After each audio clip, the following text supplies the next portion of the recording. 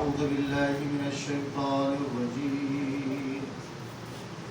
بسم الله الرحمن الرحيم. الحمد لله الذي كان موجودا قبل حدوث الأشياء ويبقى بعد فناء الأشياء.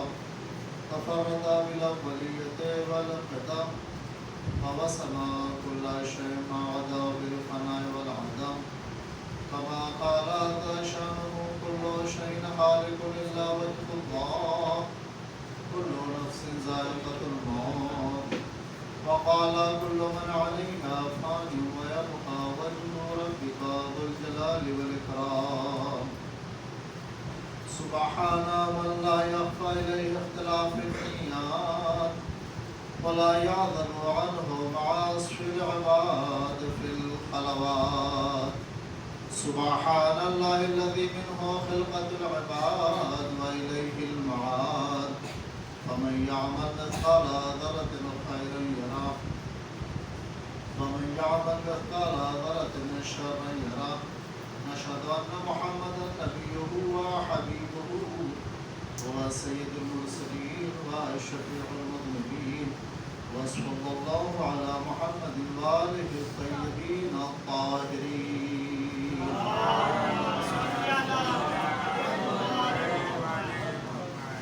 محترم مومنین کرام، سب سے پہلے تو میں آپ سبھی حضرات کو آنے والی کل کی مناسبت امام زمانہ علیہ السلام کی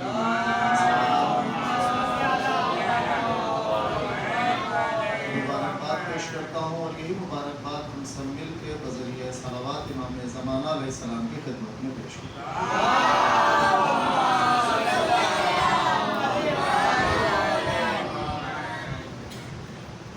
جب بھی ہم اپنے کسی معصوم کی ولادت یا ان کی شہادت کو سنتے ہیں تو خوشی اور غم ہمارے لیے زندگی کا مقصد ہے۔ آل محمد کی خوشی پہ ہمیں خوش ہونا ہے اور ان کے غم میں ہمیں رنجیدہ ہونا ہے۔ دونوں کے طریقے الگ الگ ہیں۔ ہم جس موضوع پہ گفتگو کر رہے ہیں وہ ہے صلہ رحمی اور قطع رحمی۔ اللہ اور رسول اور قرآن مجید ائمہ معصومین، ہمارے لیے ان کو راضی کرنا زندگی کا اہم مقصد ہے۔ اگر ہم اپنے خدا کو راضی نہ کر پائے، اپنے نبی کو راضی نہ کر پائے، اپنے قرآن کو راضی نہ کر پائے، اپنے معصومین کو راضی نہ کر پائے، تو ہم نے کیا کیا؟ زندگی ایک پانی کے بلبلے کی طرح ہے۔ بارش میں دیکھیں نا، جب تیز بارش ہوتی ہے تو کچھ حباب، کچھ بلبلے بن جاتے ہیں۔ ان کی عمر بہت زیادہ نہیں ہوتی ہے، بس کچھ لمحے کے لیے وہ نظر آتے ہیں، اس کے بعد وہ ختم ہو جاتے ہیں۔ ہماری زندگی بھی اسی طرح ہے، بہت بڑی نہیں ہے، اتنی بڑی نہیں ہے کہ ہم اپنے واجبات کو ترک کر دیں اور پھر سوچیں کہ اس کے بعد انجام دے لیں گے۔ آج اگر ہم اپنے واجبات کو ترک کرتے ہیں تو کل ان کے ادا کرنے کی طاقت اور قوت ہمارے جسم میں رہے گی یا نہیں رہے گی؟ مثلا ابھی ماہ مبارک رمضان آنے والا ہے، اب اگر کوئی ایسی مہلک بیماری لگ جائے جس سے بھوک اور پیاس برداشت نہ ہو، یا دوا 3 ٹائم کھانا ہے، تو پھر اب آپ خود بتائیں ماہ رمضان کے واجب روزوں کی ادائیگی کیسے ہوگی؟ عمر کے ساتھ ساتھ یہ باڈی، یہ جسم کمزور ہوتا جاتا ہے، اس کی قوت ختم ہوتی جاتی ہے۔ انسان کی زندگی کے 3 مرحلے ہیں۔ ایک مرحلہ اس کا ابتدائی زندگی ہے، جب وہ آغوش مادر میں ہے، ابھی اس کا جسم مضبوط ہو رہا ہے، اور جب یہ جوان ہو جاتا ہے تو اس کا جسم مکمل مضبوط ہو چکا ہوتا ہے۔ اب اس مضبوطی کے بعد اس کے اندر کمزوری آنا شروع ہوتی ہے۔ وہی ہڈیاں جو کل مضبوط ہو رہی تھیں آج وہ ہڈیاں کمزور ہو رہی ہیں، وہی جسم جو تھوڑا سا کھانے سے زیادہ طاقت آ رہی ہے، زیادہ کھانے سے تھوڑی طاقت بھی نہیں آ رہی، یہ دھیرے دھیرے ختم ہو جاتا ہے۔ لیکن باقی کیا رہتا ہے؟ اس کی زندگی دفن ہونے کے بعد اسی مٹی میں مل جاتی ہے، ختم ہو، تو دوبارہ اٹھے گا کہ نہیں اٹھے گا؟ خدا کا وعدہ ہے اٹھائے گا، وہاں اٹھائے گا، اب یہاں نہیں اٹھے گا۔ اس دنیا میں اب یہ اسی جسم اسی شکل و صورت کے ساتھ نہیں اٹھ سکتا، لیکن ایک چیز سے اٹھ سکتا ہے، وہ ہمیشہ رہ سکتا ہے، وہ ہے اس کے اعمال۔ اچھے اعمال ہیں تو اسے اچھی جگہ یاد کیا جائے گا۔ مثال کے طور پر ایک نمازی شخص ہے، جب اس دنیا سے چلا جاتا ہے، جب بھی آپ آئیں گے سب میں دیکھیں گے آج وہ بھی ہوتے ہیں ہماری سب میں نہیں۔ ایک جواری شخص ہے، جب جوا کھیلنے والے کلب میں جائیں گے تو اسے یاد کریں گے کہ یہ ہمارا ایک دوست چلا گیا، بہت جیتتا اور ہارتا تھا، اس نے ہمیں بڑا مالدار کر دیا۔ یا آپ خود دیکھیں ہمارے اسی دور میں، ہمارے دور کی بات ہے، ایک قاری اور ایک گانا گانے والا، دونوں مسلمان ہیں۔ قاری مصر کے تھے، قاری عبد الباسط، اور گانا گانے والے ہمارے ہندوستان کے مشہور و معروف تھے۔ دونوں کو کہاں یاد کیا جاتا ہے؟ ایک کو مسجد میں، محراب میں، منبر پر رسول کے ساتھ، خدا کے ساتھ یاد کیا جاتا ہے۔ دوسرا کہاں یاد کیا جا رہا ہے؟ آواز دونوں کی خوبصورت ہے، شرابیوں کے ساتھ، گناہوں کی جگہ۔ اس آواز کو، اس جسم کو، اس خیال کو، اس نظر کو، اس علم کو زندہ رکھ سکتے ہیں اعمال کے ذریعے سے۔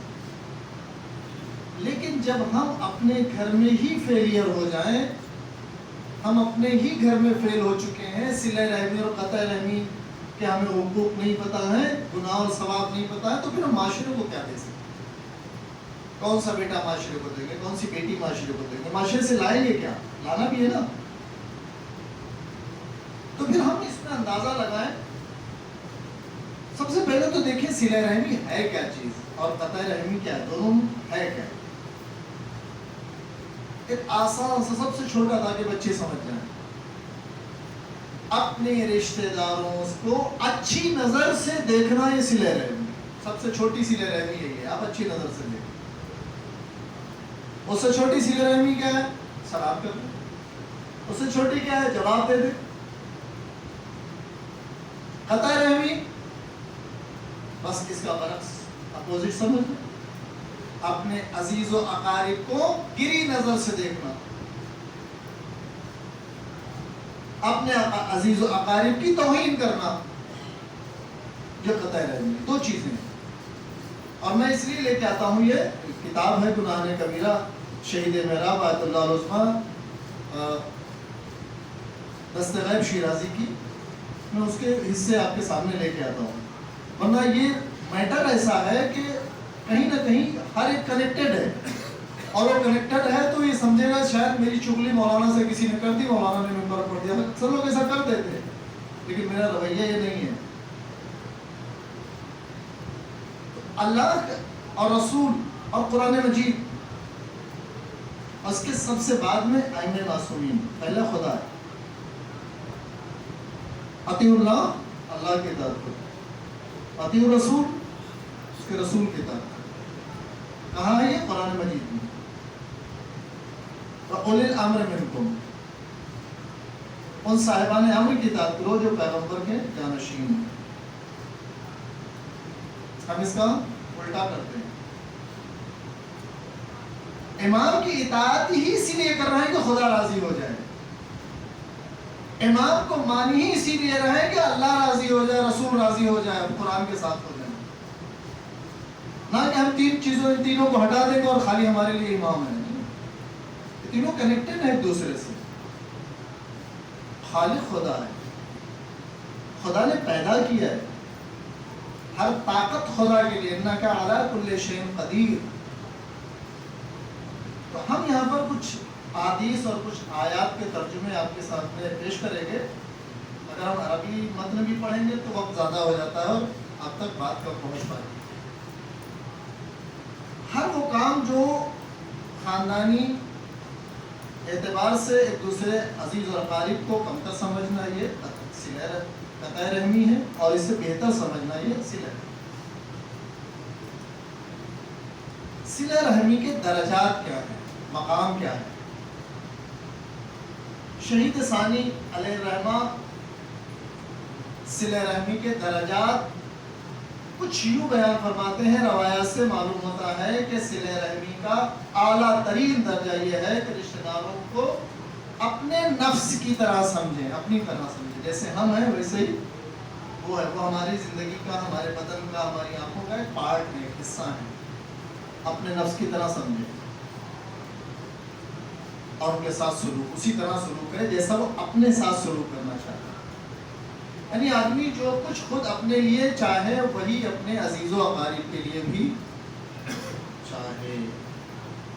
بہت سارے مقامات پر ہمارے یہاں یو پی میں تو یہ رسم ہے، کوئی بیوہ کوئی منت مانتا ہے بیوی کو جوڑا پہنانے کی، تو کسی بیوہ کو ایک جوڑا کپڑا دے دیتے ہیں تو وہ ثواب یہ ملتا ہے کہ جناب سیدہ کا جوڑا پہنایا ہوا سمجھیں، اتنا ثواب. لیکن وہ جوڑے ہوتے بڑے کمتر ہیں. کپڑے جو خریدے جاتے ہیں وہ ویسے والے نہیں ہوتے جس کی وہ جیسا وہ خود پہن رہی ہیں یا خود ان کے گھر والے پہن رہے ہیں. کمتر ہوتے ہیں، ہلکے ہوتے ہیں، سستے والے ہوتے ہیں. تو بیچاری وہ بیوائیں پہن تو لیتی ہیں، اگر وہ دینا چاہتی ہیں کسی کو، ان کے پاس زیادہ ہو گئے تو اسے پہننے کو تیار. اپنے عزیز و اقارب کو کمتر مت سمجھو، اپنے جیسا سمجھو. دوسرا درجہ کیا ہے؟ رشتہ داروں پر اگر کوئی مصیبت یا پریشانی آئے تو اسے دور کرے. اس کے بعد تیسرا درجہ انہیں فائدہ پہنچانا. اس کا مطلب یہ ہوا کہ رشتہ دار جہاں تک ہو سکے جائز اور حلال طریقے سے فائدہ پہنچائے، چاہے وہ کسی کو نوکری دلوا کے ہو یا کسی کے کاروبار سے ہو، حتیٰ کہ اس کے یہاں سے سامان خرید کے ہی کیوں نہ ہو، یہاں تک کہ اسے دینی باتیں سمجھا کے ہی کیوں نہ ہو. ہاں، اگر کسی کو فائدہ پہنچانے سے ہم خود فقیر ہو جائیں تو پھر ہم اتنا نہ کریں کہ جتنے میں ہم فقیر ہو جائیں. یہاں تک کہ جو ہمارے یہاں عجیب و غریب رشتہ کہلاتا ہے، حالانکہ وہ عجیب و غریب ہوتا نہیں ہے، ان کا بھی خیال رکھا جائے. سوتیلی ماں، سوتیلے بھائی، ان کا بھی خیال رکھا جائے. جبکہ ہمارے یہاں سوتیلا جہاں آ گیا وہاں سمجھ لیجیے آگ اور لکڑی کی دشمنی شروع ہو گئی. اسلام کہہ رہا ہے کہ ان کا بھی خیال، ہماری ماں ہے. قطع رحمی کسے کہتے ہیں؟ جیسے کہ میں نے بھی عرض کیا، جس طرح سے صلہ رحمی کو سمجھنے کے لیے لوگوں کی نظر اور رائے معتبر ہے. عام طور پہ کہا جائے کہ یہ آدمی اپنے بھائی سے بتاؤ بات نہیں کرتا، یہ قطع رحمی ہے. سلام نہیں کرتا، یہ قطع رحمی ہے. اب یہاں پر ایک معیار پیدا کیا جاتا ہے، قریبی رشتہ دار یا دور کا رشتہ دار. اس میں کوئی شک نہیں ہے کہ صلہ رحمی اور قطع رحمی کا معیار لوگوں کی نظر میں قریبی اور دور کے رشتہ داروں کے ساتھ مختلف ہوا کرتا ہے، تھوڑا سا الگ ہے. ممکن ہے کہ ایک عمل کسی رشتہ دار کے ساتھ قطع رحمی کہلائے لیکن دوسرے کے ساتھ وہ صلہ رحمی کہلائے. ممکن ہے، ایسا ہوتا ہے. ایک چیز بہت اہم ہے کہ ہم اس پر متوجہ ضرور رہیں. تکبر کرنا، غرور کرنا. بدترین قطع رحمی یہ ہے کہ کوئی شخص مال و دولت اور مقام و مرتبہ رکھنے کے باوجود اپنے غریب رشتہ دار کے ساتھ اچھا سلوک نہ کرے اور اسے اپنا رشتہ دار نہ سمجھے. تھوڑا سا مال و دولت آ گیا تو اب جو تھوڑا کمتر یا ادھر ادھر رہتے ہیں وہ ہمارے رشتہ دار نہیں رہے، ایسا نہیں کرنا اور اس کے ساتھ تکبر سے پیش آیا. چاہے وہ مال و دولت آپ کے پاس زیادہ آ جائے کم آ جائے، ہم تکبر سے بچیں. یہ نہ سمجھیں کہ ہمارا رشتہ دار غریب ہے لہذا ہمیں اس سے بچنا چاہیے. نہیں، تکبر سے پیش نہ آئے. اور مالدار رشتہ دار کے ساتھ اچھا سلوک کریں. ایسا کرنے والا حقیقت رشتہ داری کے حقوق ادا نہیں کرتا، جو تکبر کرتا ہے اور اپنے رشتہ داروں کو کمتر سمجھتا ہے، حقیر سمجھتا ہے، ذلیل سمجھتا ہے. میں تو اتنے بڑے محل میں رہتا ہوں، میرے پاس تو اتنی دولت ہے، لوگ مجھ سے اپائنٹمنٹ لیے بغیر ملتے نہیں ہیں. بتاؤ یہ غصہ چلا آ رہا ہے گھر میں، کون ہے یہ؟ ابھی دیکھیں دنیا میں سیرو فی الحال فانظر کیف کان عاقبۃ المکذبین، زمین پر چل پھر تو دیکھو تکبر کرنے والوں کا حال کیا، جھوٹوں کا حال کیا کیا. غرور کرنے والے کہاں چلے گئے؟ وہ تخت و تاج کہاں گیا؟ وہ لشکر کہاں چلے گئے؟ وہ خزانے کہاں ہیں؟ دکھ رہے ہیں؟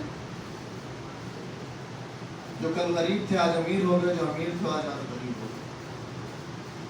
لیکن اگر خدا کا دامن ہاتھ میں رہے گا، تکبر نہیں کریں گے، صلہ رحمی کریں گے، تو کبھی غریب نہیں ہوں گے. کس حد تک واجب ہے؟ اس حد تک صلہ رحمی واجب ہے کہ اگر اسے انجام نہ دیا جائے تو لوگوں کی نظر میں وہ قطع رحمی کہلانے لگے. بس ہر وہ عمل جسے اگر بجا نہ لایا جائے تو لوگ قطع رحمی کہنے لگے. مثلا ہر روز سلام دعا ہوتی تھی، لوگ دیکھتے تھے بھائی اچھے دوست ہیں، اچھے بھائی ہیں، بند ہو گئے، کیا ہو گیا ان میں؟ اب یہ قطع رحمی ہو. مثال کے طور پر جب کوئی مفلس رشتہ دار جو اپنی ضروریات زندگی کو پورا نہ کر سکتا ہو، علاج معالجے کی قرض کی ادائیگی کے سلسلے میں باحیثیت اور دولت مند عزیز سے سوال کرے تو اس کا پورا کرنا واجب ہے، اگر آپ کے پاس ہے تو. یہاں اگر اس نے اپنے غریب رشتہ دار کی حاجت کو پورا نہ کیا تو قطع رحمی کہلائے گا اور یہ گناہ کبیرہ. اسی طرح اس وقت بھی اپنے رشتہ دار کی حاجت پورا کرنا واجب ہو جاتا ہے جب یہ معلوم ہو جائے کہ میرے عزیز کو فلاں چیز کی ضرورت ہے اور وہ اس ضرورت کو پورا کرنے کی صلاحیت رکھتا ہے. مثلا اگر آپ کے پاس مال و دولت ہے، آپ 1000 روپے کسی کو دے سکتے ہیں تو پر واجب ہے دے دیں. 1000 روپے آپ کی جیب سے جانا مشکل نہیں ہے، 100 روپے جانا آپ کی جیب سے مشکل نہیں ہے، کوئی پریشانی نہیں آئے گی، دے سکتے، واجب ہے مال. البتہ اگر رشتہ دار کی ضرورت زندگی پورا کرنے کی وجہ سے تنگ دستی یا پریشانی میں آپ مبتلا ہو جائیں تو آپ اتنا ہی دیں جتنے میں آپ اس معیار پہ نہ جانے پائیں کہ آپ خود تنگ دست ہو جائے، خود غریب ہو جائے، خود پریشان حال ہو جائے.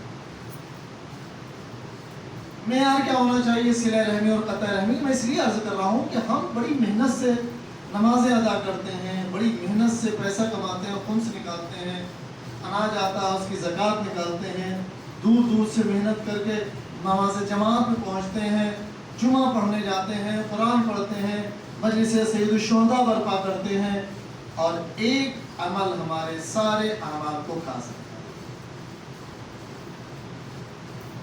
جب کبھی یہ شک ہو کہ اس مقام پر صلہ رحمی واجب ہے یا نہیں تو یہ دیکھنا چاہیے کہ عام لوگوں کی رائے کیا ہے، عام لوگ کیا کہہ رہے ہیں.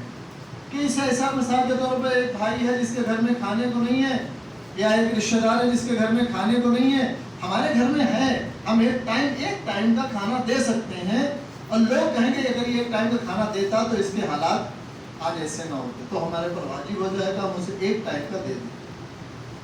ہمارے پاس 10 کلو ہم اس میں سے 100 گرام دے سکتے ہیں تو ہم 100 گرام دے دیں، ورنہ یہ 100 گرام ہمارے پورے 10 کلو کو لے کے ڈوب.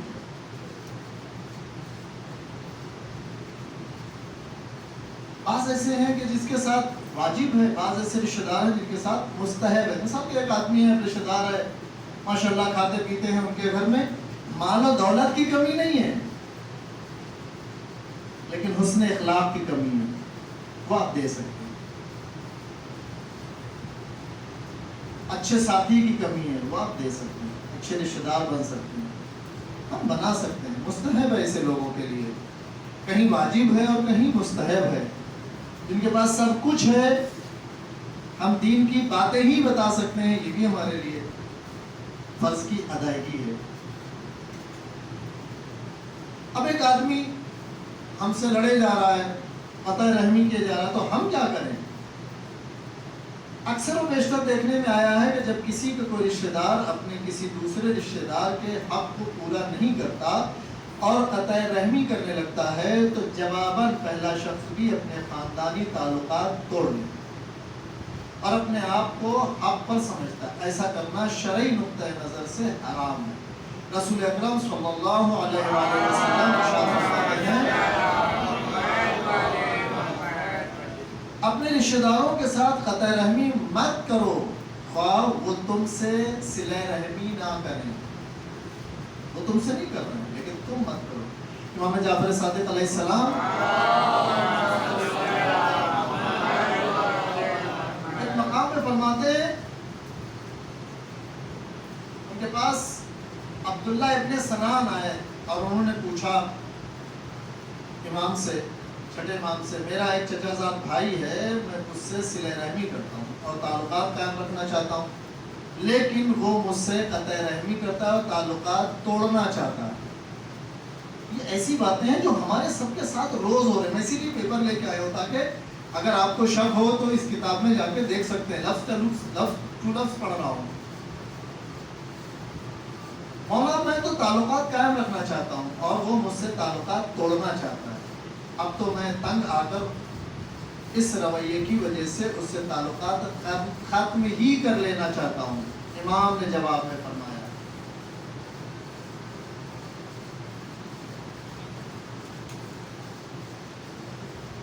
یاد رکھو اگر تم نے اپنے اس رشتہ دار کی قطع رحمی کے باوجود، وہ کر رہا ہے صلہ رحمی کی، تو ہو سکتا ہے کہ ایک نہ ایک دن اس پر اثر پڑے اور وہ بھی رشتہ داری کے حق کو ادا کرنے لگے۔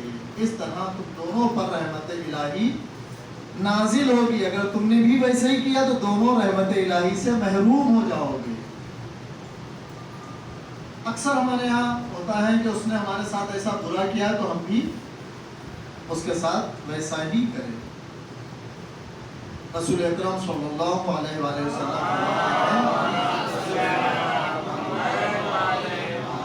اگر کوئی تمہارے ساتھ خیانت کرے تو تم اس کے ساتھ خیانت مت کرو، ورنہ تم بھی اسی طرح ہو جاؤ گے۔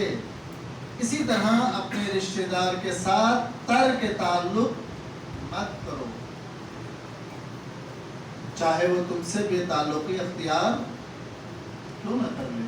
ایسا کرنے کی صورت میں تم اپنے اسی رشتہ دار کی طرح ہو جاؤ گے جو تم سے قطع تعلق کر رہا ہے۔ اسی طرح رسول اکرم برائی کے بدلے نیکی کی طرف رغبت دلاتے ہوئے فرماتے ہیں کیا تم چاہتے ہو کہ میں تمہیں ایسی باتیں بتاؤں جو دنیا اور آخرت میں سب سے زیادہ فائدہ مند ہیں؟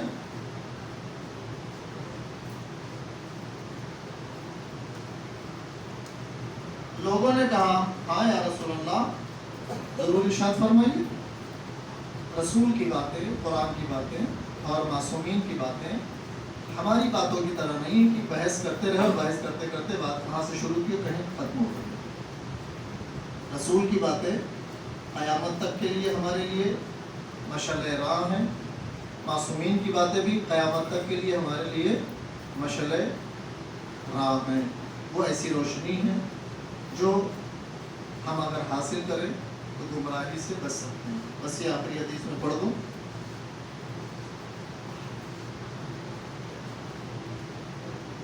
آپ نے جواب میں فرمایا کہ 3 خصلتیں، اول جو قطع رحمی کرے اس کے ساتھ صلہ رحمی کرنا، دوسرے جس نے تمہیں محروم رکھا ہو اسے عطا کرنا، اسے دینا، تیسرے جس نے تم پر ظلم و ستم کیا اسے معاف کر دینا۔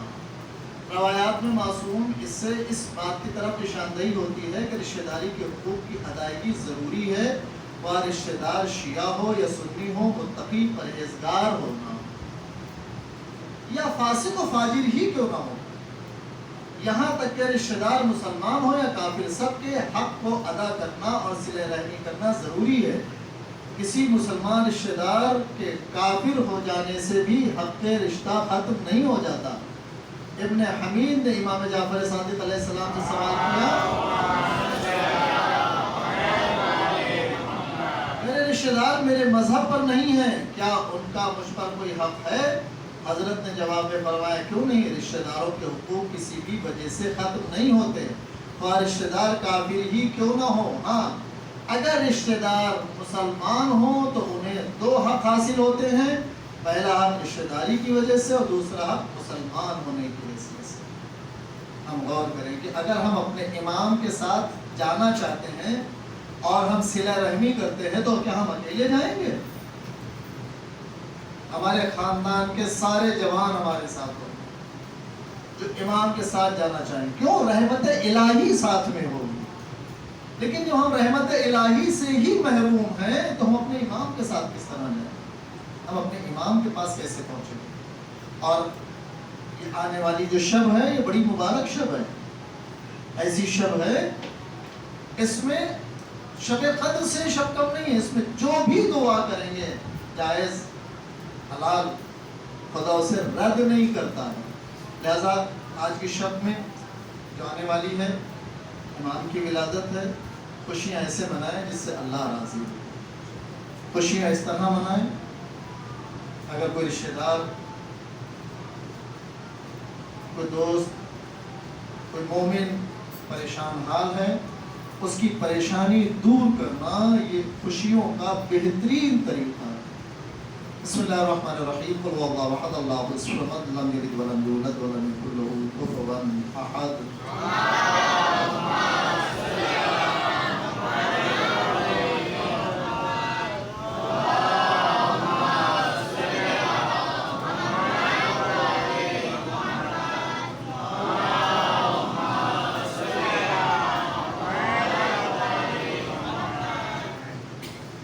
اعوذ باللہ من الشیطان الرجیم، بسم اللہ الرحمن الرحیم، الحمد للہ الذی لا الہ الا اللہ العلیم الکریم، غافر الذنب وقابل التوبۃ وهو الغفور الرحیم، اشہد ان محمدا نبیہ وحبیبہ وسید المرسلین وشفیع المذنبین، وصلی اللہ علی محمد وآلہ الطیبین الطاہرین۔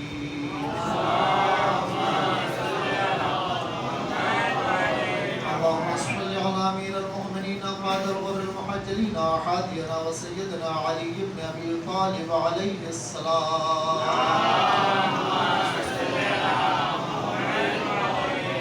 اللهم صل على فاطمة الزهراء سيدة نساء العالمين سلام الله عليها،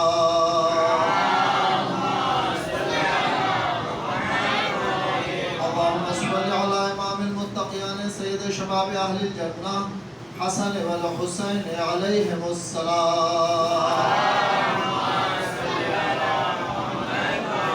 اللهم صل على امام المتقين علي بن الحسين زين العابدين عليه السلام،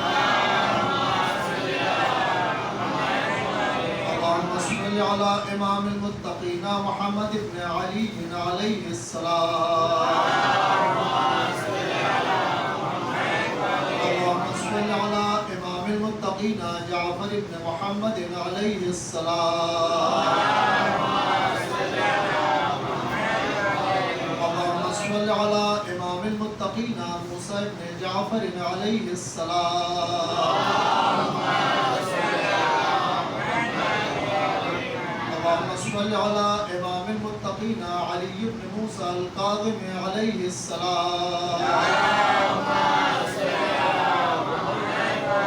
اللهم صل على امام المتقين محمد بن علي عليه السلام، اللهم صل على امام المتقين علي بن محمد عليه السلام، اللهم صل على امام المتقين حسن بن علي عليه السلام، اللهم صل على امام المتقين بقية الله العظم حجة بن الحسن العسكري عليه السلام،